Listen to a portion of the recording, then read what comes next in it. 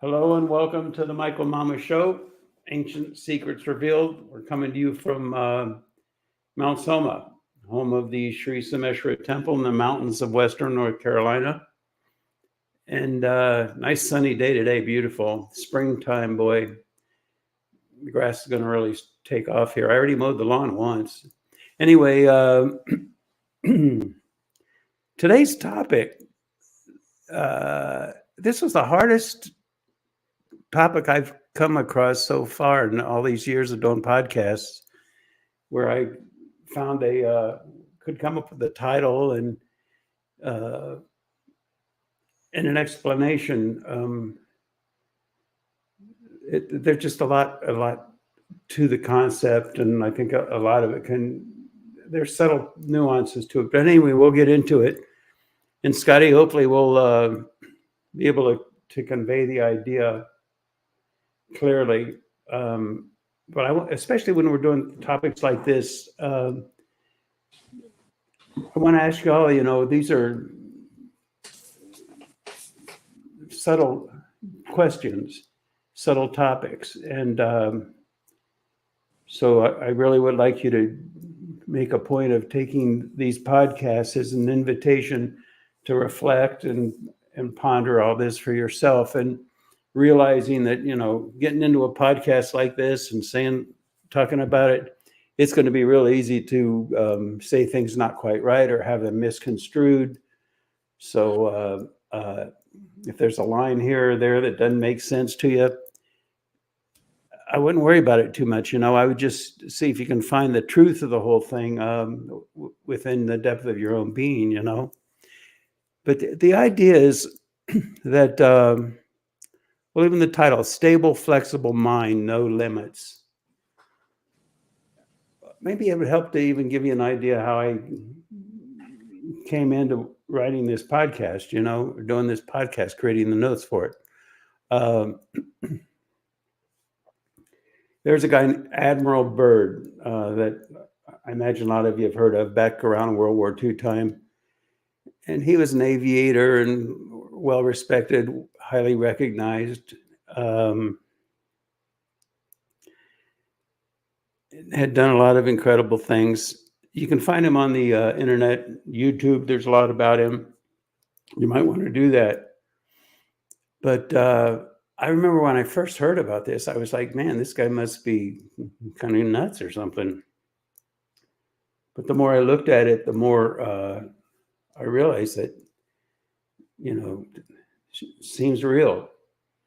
And there were other accounts of other people that came upon the same thing and same observations, everything. And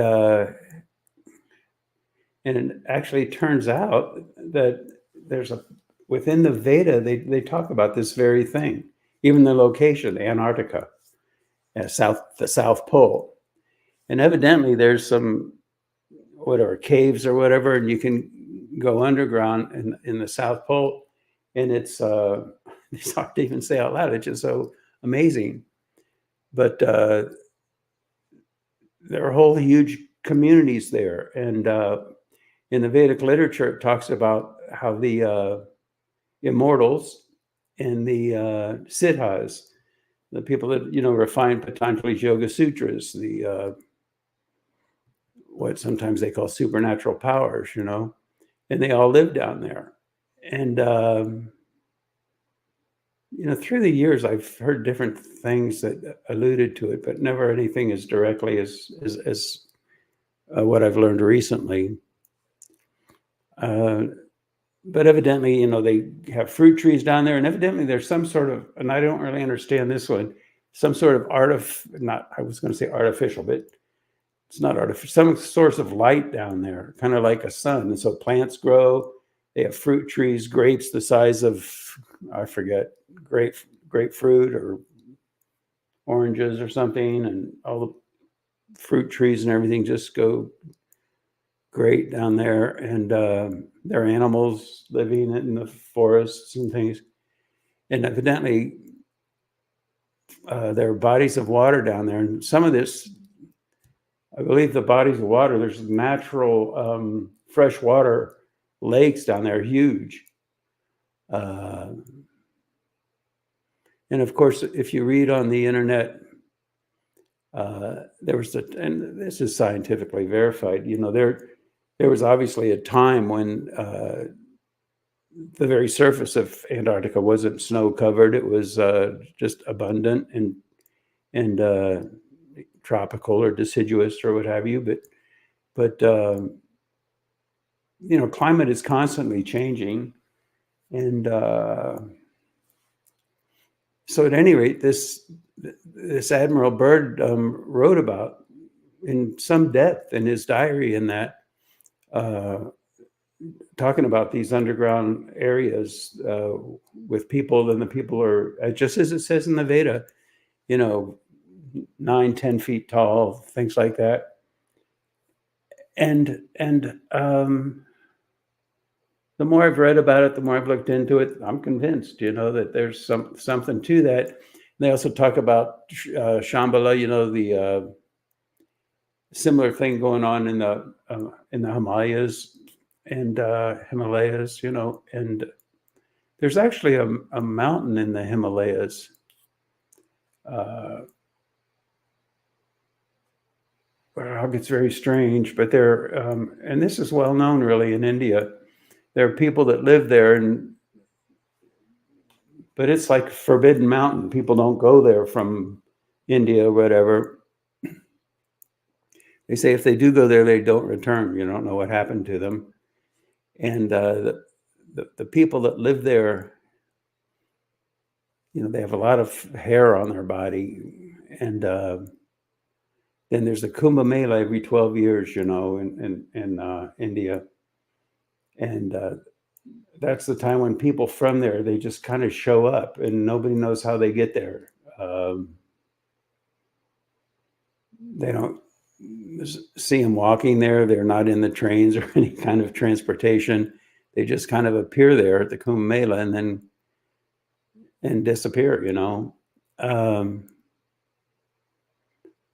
So what does that have to do with stable, flexible mind, no limits?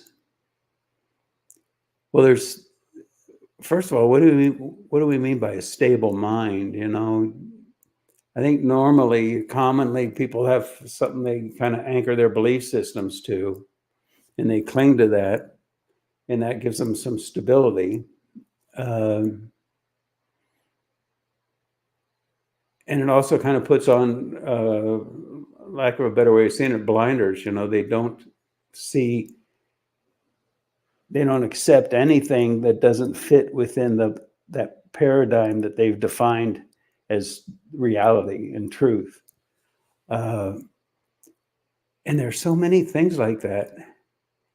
And it gets so incredible because there's so many things like that in the Vedic literature, it talks about things that are outside the domain of those common belief systems, like, a community, underground community in Antarctica, or the earth isn't flat, it's round, or the whole thing with UFOs and that there are ancient civilizations. They talked about ancient civilizations in the Veda. It makes it clear that things have been going on for hundreds of thousands of millions of years with human beings on Earth.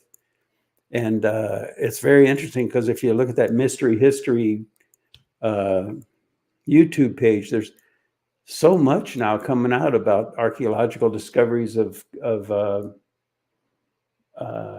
lost ancient civilizations and how the pyramids and that whole thing, the earlier, really commonly now what's considered current, I guess, in a number of circles, see that the pyramids were built 3,000 years ago, whatever. And clearly it's not the case. Geologically, with all the erosion around the pyramids, they're clearly much older. And so they're saying 10,000 years, but they're finding now civilizations much, much older than that. And it's compelling. And the thing is, it's been in the Vedic literature for thousands of years. And it's just remarkable then how these paradigms, these belief systems get created. And then you have something like the Veda that gives so much knowledge. And that's the beautiful thing about the Veda is the deeper you go into it, the more you study it. It's like, this thing is all encompassing, and it's uh, um, very logically consistent within itself, and it interfaces exquisitely with the nature of existence, and so things that from the paradigm of our conventional belief systems are just impossible. But we start to see beyond that. So you see the mind, stability of the mind in that regard, in that limited regard, is just a fixity and a kind of a narrow-mindedness, not just in the set of facts that we believe or don't believe, but also in the very function, the motive function of the brain. I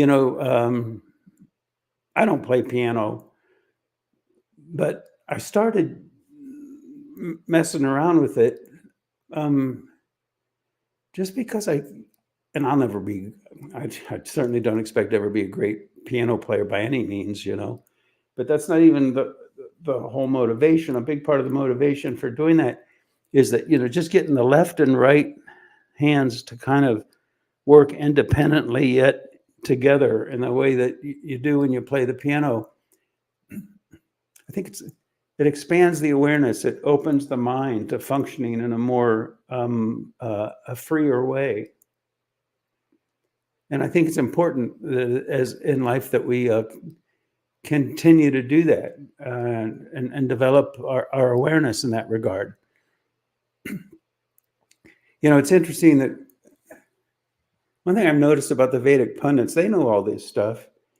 When I started reading about Antarctica and stuff, I went to Punjabi and I said, anything in the Veda about that? No, yeah. The whole description that's in the Veda is completely consistent with what Admiral Byrd said. And he discovered it, I think it was, around the time of World War II. And of course, the accounts there, and these are documented accounts, the military sent ships down there, and they got chased off by UFOs. It sounds so outrageous that I almost don't want to say it out loud because it could compromise my own credibility. But nevertheless, it's documented.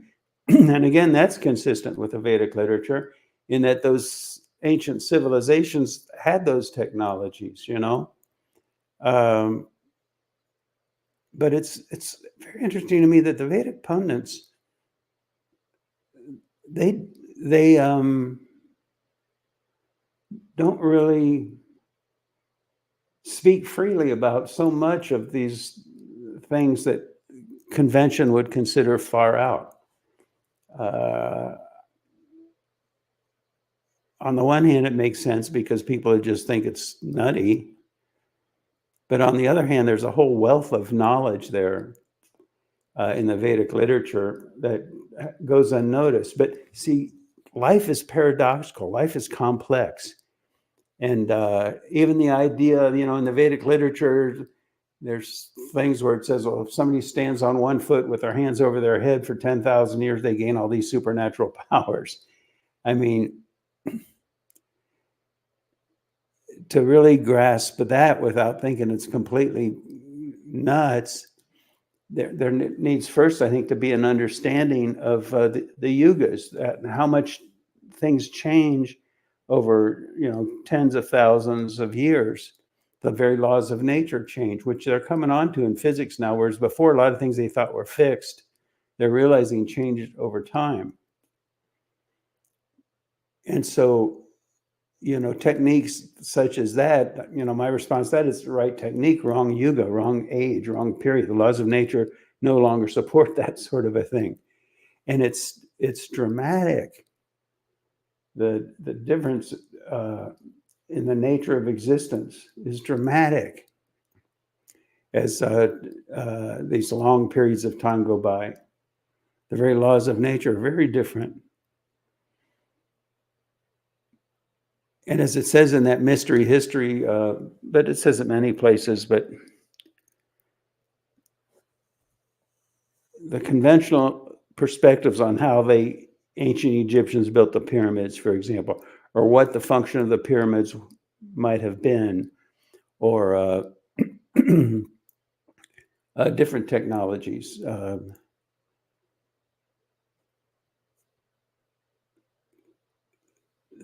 There becomes like an almost lack of humility.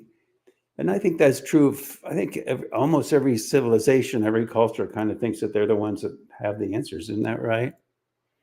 The Vikings had their God, and that was the real God from their perspective, and this and that, all the different cultures and how the other cultures were wrong, and they were the barbarians, and, we're the good guys.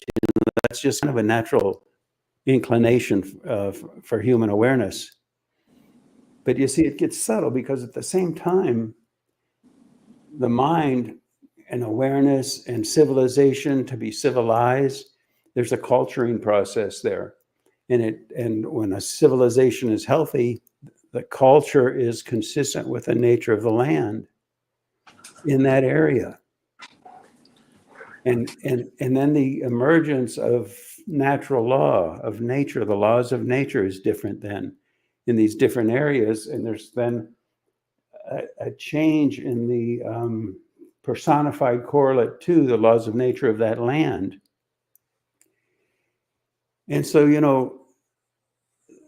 then the concept of God, do you believe in God? People say, well, it's nature, and it's, in one regard, you could say it's physics.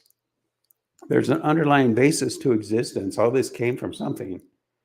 And it's obviously a source of profound intelligence, unbelievable creativity, even just the number of different flowers,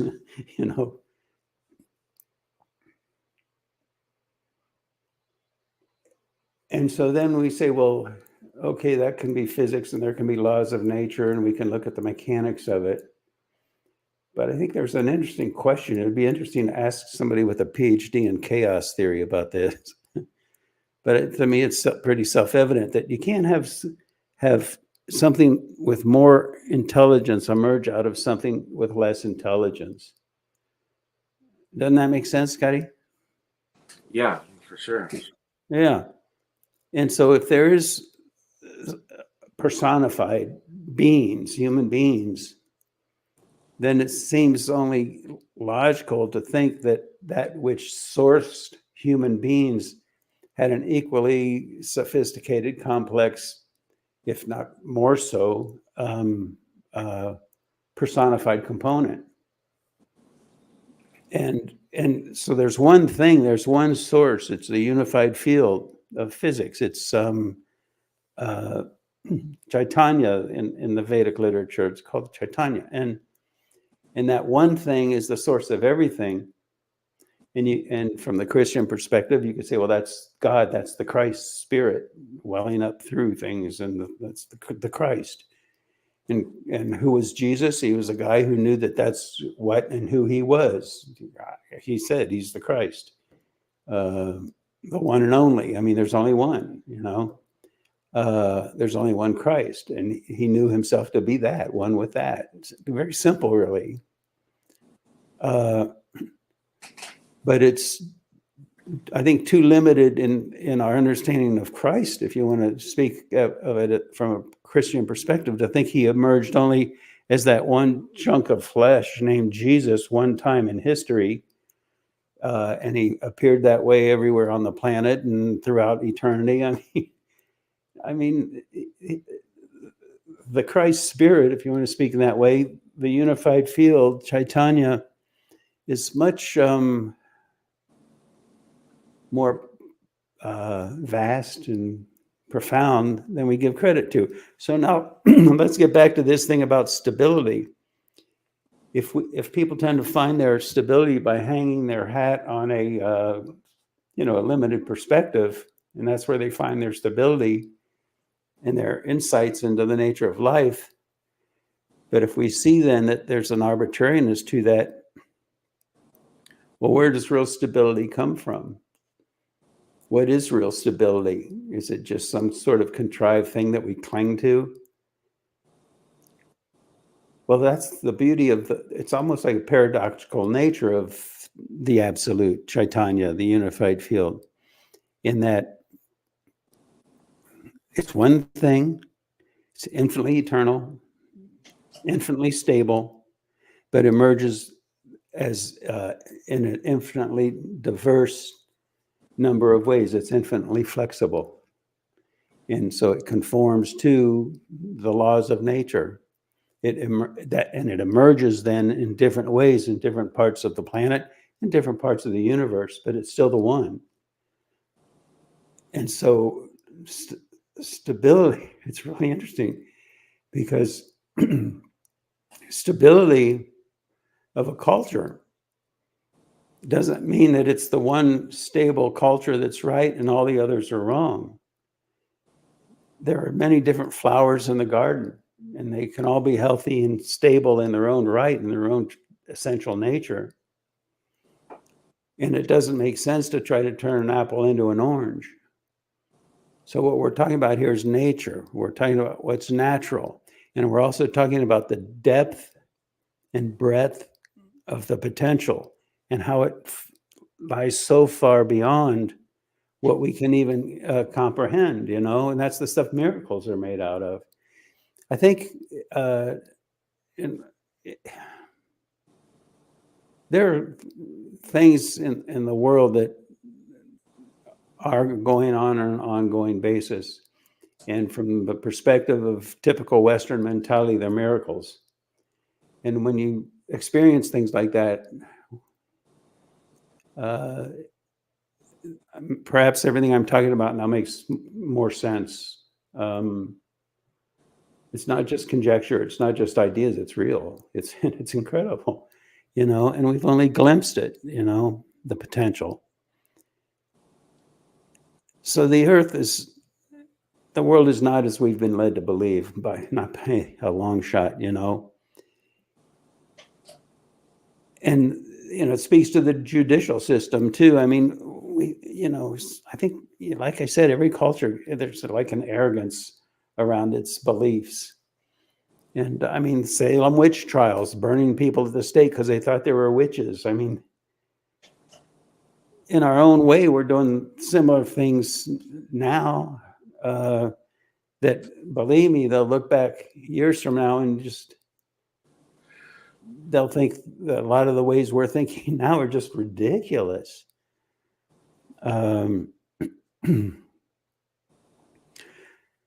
So a lot of our evolution is about moving beyond the entrenched perspectives of our time. It's and in that way, it's freeing the mind, and that's not just an attitude or a philosophy. That's a state of physiology, far beyond what I'm talking about when I'm talking about learn how to play the piano. But nevertheless, it's a physiological thing. Is the point? The brain starts to function differently.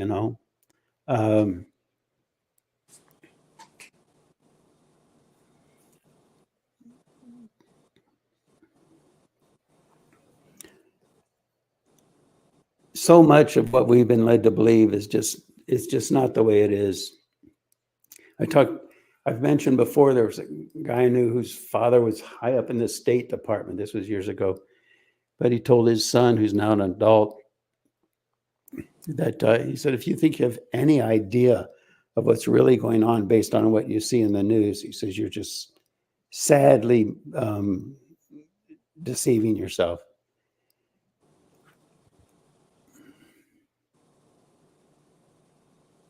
And it's amazing too how susceptible as a species human beings are to having the mass mentality manipulated.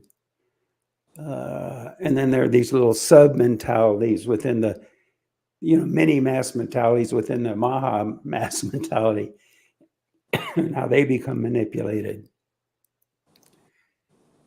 and how susceptible we are to that as human beings, and how arrogant we become about the mass mentality or the mentality, the viewpoint that we hang our hats on.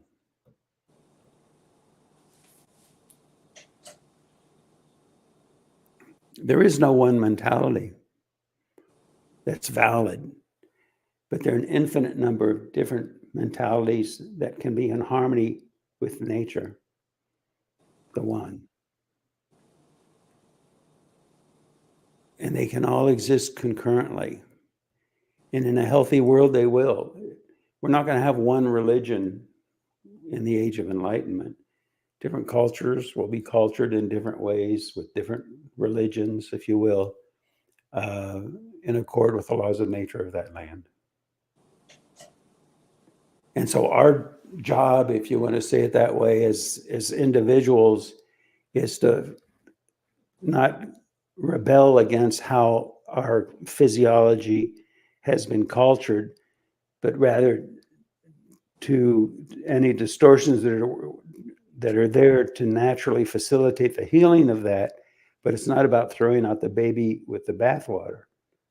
It's about just making a healthier baby, a healthier mentality, a healthier culture, a healthier civilization. I think that says it, huh, Scotty?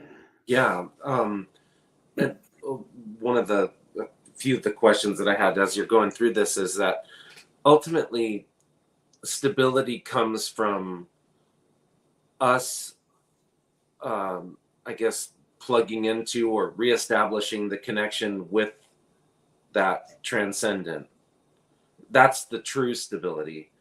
Us aligning with any of these modalities or whatever comes up, the new this, that, whatever, that ultimately that stability will break down because you're going to find a situation that doesn't work with that modality, right? Is that that modality doesn't accommodate, it doesn't work in harmony with, yeah. right? And so for us, I mean, it's all about us finding or plugging into that ultimate thing, which is the transcendent God consciousness, whatever people Right. want. And as individuals, our greatest tool for that is proper meditation, which Right. again, we teach online, Michael Mama's channel on YouTube. It's free. Yeah. You learn it. Yeah. And in a global sense, that's where we talked about cleaning the fishbowl. When the global consciousness is, and we, for lack of a better word, polluted, or when the fishbowl is dirty, the fish are unhealthy, the plants in the fishbowl are unhealthy, the gravel gets dirty, the glass gets dirty, the water is cloudy, everything is compromised. But all you have to do is clean the fishbowl, and then nature takes over, and the whole thing becomes healthy in harmony with nature. And to try to determine from the state of a cloudy fishbowl of mentality what the right worldview is impossible. Again, it's trying to derive something beyond the grasp of what you currently have based upon what you currently have. So you just have to clear the cobwebs, and then the light and the sun shines. Yeah, and it seems like we keep looking for all of this stuff outside of ourselves. But really the key is, like you're talking about, the proper meditation is going within. It's within us. It's not without us. It's within us, and it's within nature. And see, that's the thing. That's in the Vedic literature. It says, here's how you do it. Here's how you build something that will purify global consciousness. And that's what Mount Soma is. That's why we're building Mount Soma. And it just makes so much sense. It's such common sense, and it's supported by the vast intelligence and wisdom and insight and knowledge held within the Vedic literature. It has to be honored, and it's not a no holds barred, anything goes mentality. Oh yeah, this is Vedic, so let's do it. No, that requires deep insight and deep understanding of the nature of the Veda, and conformity to that. But it's not based upon indoctrination. It's based upon going deeper and facilitating nature, not telling nature how it's supposed to be, but facilitating the natural unfoldment of nature. Just like a gardener doesn't take the seed and crack it open and try to force leaves to come out of it. No, it just facilitates the natural process. And that's what a enlightened city, which is what they call what we're building at Mount Soma here, that's what it does. So is that what the like the our tendency, or it seems like as a species, is to look outside of us to have to find the answers, to do this, so that Yeah, we cling to one paradigm, and when it starts working, we start looking for another paradigm or try to modify our current paradigm. But it's all on the surface. It's all different ways the gardener can tell the tree how to grow, as opposed to facilitating the natural unfoldment. That's right. Right. So yeah, it seems like we have to find a way to be, have a healthy relationship with the outside, but then. Yeah. And that's all in the Vedic literature. It's in the Upangas, it's all right there. It's all right there, and it's cognized. Where did it come from? It's cognized. What's cognized mean?